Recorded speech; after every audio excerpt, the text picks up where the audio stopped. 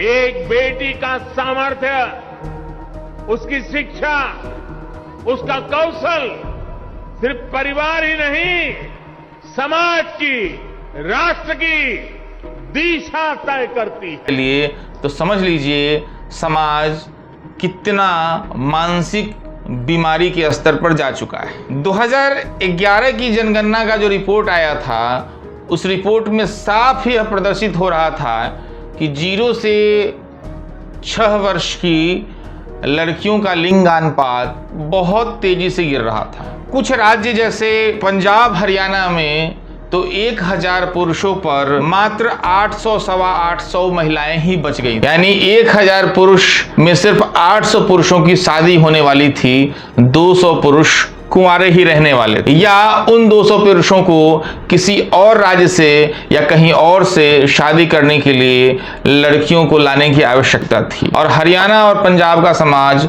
ऐसा कर भी रहा था। वह देश के पिछड़े हुए राज्यों से जैसे झारखंड, उड़ीसा, बंगाल से लड़कियों को ला रहा था शादी करने के। इसलिए सरकार को बहुत तगड़ा स्टेप लेना पड़ा, बहुत जोरदार नारा लेकर के आना पड़ा, बहुत ज्यादा अवेयरनेस फैलाना पड़ा कि भाई बेटी को बचाओ, नहीं तो आपका समाज ही नहीं बचेगा। ये विज्ञान ने जो विकास के क्रम में अल्ट्रासाउंड मशीन का आविष्कार किया, यह अल्ट्रासाउंड मशीन ही भ्रूण हत्या का सबसे बड़ा कारण बन गया है। लड़कियों के जन्म से ही, जन्म होने के बाद से ही माता पिता उसे एक एसेट्स नहीं समझते, एक जिम्मेदारी समझते हैं, एक बोझ समझते हैं कि अब लड़की आ गई है, इसकी शादी करनी पड़ेगी, शादी के खर्चे का इंतजाम करना पड़ेगा, दहेज के लिए पैसा जमा करना पड़ेगा। Parents have asked 4 crores dowry from my parents. Shall we discuss this later? We need to take a Veras. और इसी कारण जन्म के बाद से ही और लड़कियों की शादी होने तक माता पिता की जितनी औकात होती है, उस हिसाब से लड़की के लिए पैसा तो जमा करते हैं, लेकिन वो पैसा उसकी शादी के लिए जमा होता है, दहेज के लिए जमा होता है, उसकी शिक्षा के लिए जमा नहीं होता, उसके स्वास्थ्य के लिए जमा नहीं होता, उसके शारीरिक पोषण के लिए जमा नहीं होता, उसके शारीरिक और मानसिक विकास के लिए जमा नहीं होता। इसलिए हमारे समाज की महिलाएं शादी तक अपना पेट काट करके, अपने हिस्से का पैसा काट करके दहेज के लिए जमा करती हैं।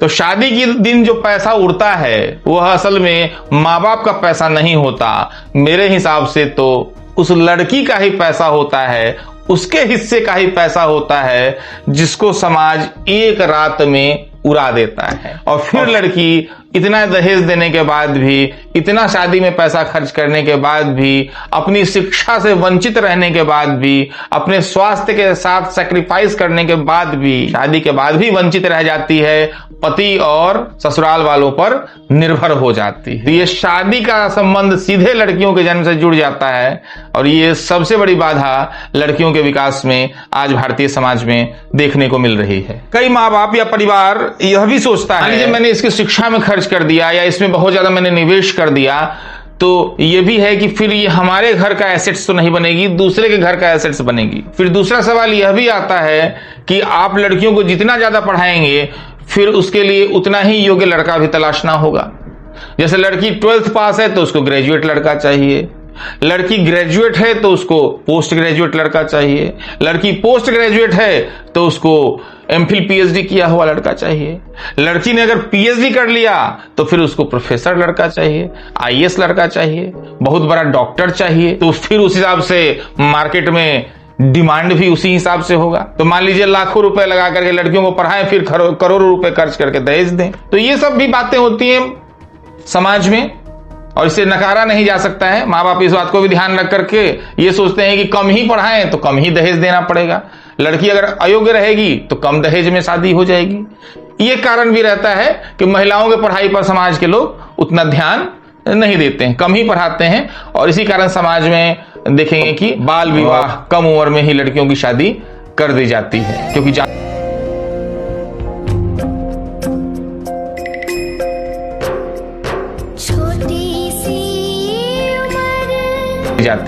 ज्यादा पढ़ाएंगे तो फिर ज्यादा समस्या आएगी, ज्यादा दहेज देना पड़ेगा, ज्यादा गिफ्ट देना पड़ेगा।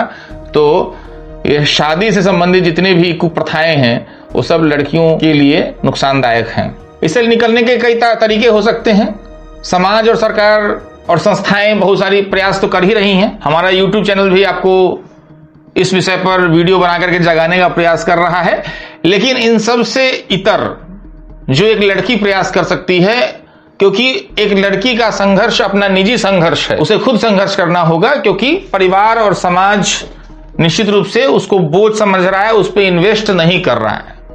अगर अब समाज और परिवार उस पर निवेश ही नहीं करेगा तो फिर उसका आउटपुट कहां से आएगा। तो एक लड़की के रूप में आप यही कर सकते हैं कि जितना भी समाज आप पे निवेश कर रहा है उस निवेश से सीखिए बहुत कुछ और अपने आप को आर्थिक रूप से आत्मनिर्भर बनाइए। जिस दिन भारतीय समाज की महिलाएं आर्थिक रूप से निर्भर हो गईं, दो पैसा कमाने लग गईं, उनके पास जब उनकी जेब में पैसा होगा तो समाज उनकी भी उतनी ही इज्जत करेगा जितनी पुरुषों की कर रहा है। पुरुषों की समाज में इज्जत इसीलिए है, उसको एसेट्स इसलिए माना जाता है क्योंकि वो भले ही सड़क की धूल फांकनी पड़े, धूप खानी पड़े, चमड़ी काली करनी पड़े, सड़क पे धक्के खाने पड़े, लेकिन उसके बाद भी वो दो पैसा कमा करके घर में ला रहा है। और भले ही समाज कितना भी कुछ कह ले कि पैसा तो हाथ की मैल है जी, पैसे से सब कुछ नहीं होता है, लेकिन भारतीय समाज बहुत ज्यादा मनी माइंडेड है। जो लड़कियां पैसा कमा रही हैं उसको समाज और परिवार में इज्जत मिलती है और वो उसकी हकदार भी है। तो महिलाओं की जो वंचना है, मतलब अगर कोई महिला संघर्ष करके आगे बढ़ रही है तो सबसे पहला संघर्ष तो उसके पेट में ही शुरू हो जाता है कि जिंदा भ्रूण हत्या न हो जाए, वो जन्म धरती पर ले ले। तो पेट से ही एक महिला का, एक स्त्री का, एक लड़की का संघर्ष आरंभ होता है और जीवन पर्यंत चलता है। और जिससे निकलने का जो एक रास्ता मुझे समझ में आता है वह है कि धन का अर्जन करें, आर्थिक रूप से निर्भर बने, क्योंकि धन की, पैसे की धूड़ी पर ही, धन की धूड़ी पर ही यह संसार नाचता है। भले ही यह पाखंडी समाज, हिपोक्रेसी वाला समाज इस बात को स्वीकार न करे, लेकिन पैसा समाज की बहुत बड़ी सच्चाई है। इसलिए महिला को अपनी आजादी के लिए, अपनी स्वतंत्रता के लिए, अपने सशक्तिकरण के लिए जो सबसे पहला काम करना चाहिए वह यह करना चाहिए कि अपने आप को आत्मनिर्भर बनाएं। पैसा कमाने का जो भी मौका मिले आर्थिक रूप से निर्भर बने, तभी इस देश की बेटियां सुरक्षित बन सकती हैं, सबल बन सकती हैं, सजग बन सकती हैं, सशक्त बन सकती हैं, मजबूत बन सकती हैं। और ये समाज में सरकार को बेटी बचाओ और बेटी पढ़ाओ का नारा लेकर के आने की आवश्यकता तब उस दिन नहीं रहेगी। तो चलिए इस वीडियो को यहीं समाप्त करते हैं।